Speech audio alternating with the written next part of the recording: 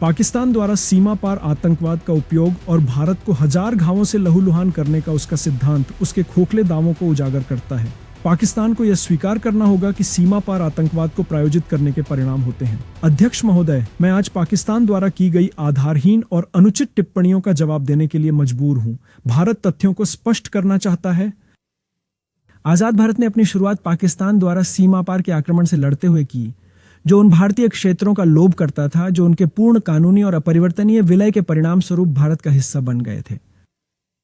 पाकिस्तान ने भारत के खिलाफ कई युद्ध छेड़कर, अकारण आक्रामकता दिखाकर और सीमा पार आतंकवाद को लगातार प्रायोजित करके संप्रभुता, क्षेत्रीय अखंडता और शांतिपूर्ण सह अस्तित्व के सिद्धांतों का उल्लंघन किया है। पाकिस्तान द्वारा सीमा पार आतंकवाद का उपयोग और भारत को हजार घावों से लहूलुहान करने का उसका सिद्धांत उसके खोखले दावों और संयुक्त राष्ट्र चार्टर के प्रति उसकी प्रतिबद्धता के ढोंग को उजागर करता है। भारत को ऐसे सीमा पार आतंकवाद से अपनी रक्षा करने का पूरा अधिकार है। पाकिस्तान को यह स्वीकार करना होगा कि सीमा पार आतंकवाद को प्रायोजित करने के परिणाम होते हैं। पाकिस्तान द्वारा आतंकवाद, धार्मिक कट्टरपंथ, हिंसक उग्रवाद और भारत विरोधी बयानबाजी की दुर्भावनापूर्ण ताकतों का उपयोग उसके गठन के बाद से ही निर्बाध रूप से जारी है। इस संबंध में तथ्य सार्वजनिक रिकॉर्ड में हैं और उन्हें किसी और स्पष्टीकरण की आवश्यकता नहीं है। पाकिस्तान को आतंकवाद के सभी रूपों के लिए अपना समर्थन विश्वसनीय और अपरिवर्तनीय रूप से समाप्त करना होगा। हम संयुक्त राष्ट्र चार्टर में घोषित उद्देश्यों और सिद्धांतों के प्रति अपनी प्रतिबद्धता प्रदर्शित करना जारी रखेंगे। अंत में भारत यह दोहराना चाहेगा कि संयुक्त राष्ट्र विशेष रूप से सुरक्षा परिषद में सुधार इसकी निरंतर प्रासंगिकता और वैधता के लिए महत्वपूर्ण है। धन्यवाद, अध्यक्ष महोदय। पाकिस्तान द्वारा सीमा पार आतंकवाद का उपयोग और भारत को हजार घावों से लहूलुहान करने का उसका सिद्धांत उसके खोखले दावों को उजागर करता है।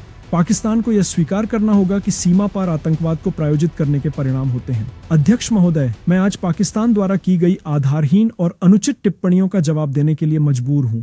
भारत तथ्यों को स्पष्ट करना चाहता है। आजाद भारत ने अपनी शुरुआत पाकिस्तान द्वारा सीमा पार के आक्रमण से लड़ते हुए की, जो उन भारतीय क्षेत्रों का लोभ करता था जो उनके पूर्ण कानूनी और अपरिवर्तनीय विलय के परिणाम स्वरूप भारत का हिस्सा बन गए थे। पाकिस्तान ने भारत के खिलाफ कई युद्ध छेड़कर, अकारण आक्रामकता दिखाकर और सीमा पार आतंकवाद को लगातार प्रायोजित करके संप्रभुता, क्षेत्रीय अखंडता और शांतिपूर्ण सह अस्तित्व के सिद्धांतों का उल्लंघन किया है।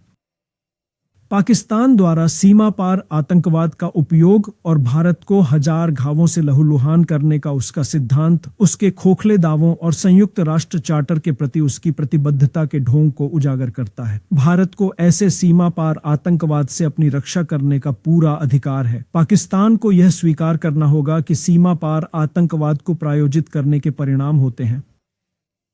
पाकिस्तान द्वारा आतंकवाद, धार्मिक कट्टरपंथ, हिंसक उग्रवाद और भारत विरोधी बयानबाजी की दुर्भावनापूर्ण ताकतों का उपयोग उसके गठन के बाद से ही निर्बाध रूप से जारी है।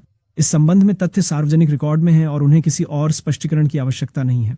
पाकिस्तान को आतंकवाद के सभी रूपों के लिए अपना समर्थन विश्वसनीय और अपरिवर्तनीय रूप से समाप्त करना होगा। हम संयुक्त राष्ट्र चार्टर में घोषित उद्देश्यों और सिद्धांतों के प्रति अपनी प्रतिबद्धता प्रदर्शित करना जारी रखेंगे। अंत में भारत यह दोहराना चाहेगा कि संयुक्त राष्ट्र विशेष रूप से सुरक्षा परिषद में सुधार इसकी निरंतर प्रासंगिकता और वैधता के लिए महत्वपूर्ण है। धन्यवाद, अध्यक्ष महोदय। Subscribe to One India and never miss an update.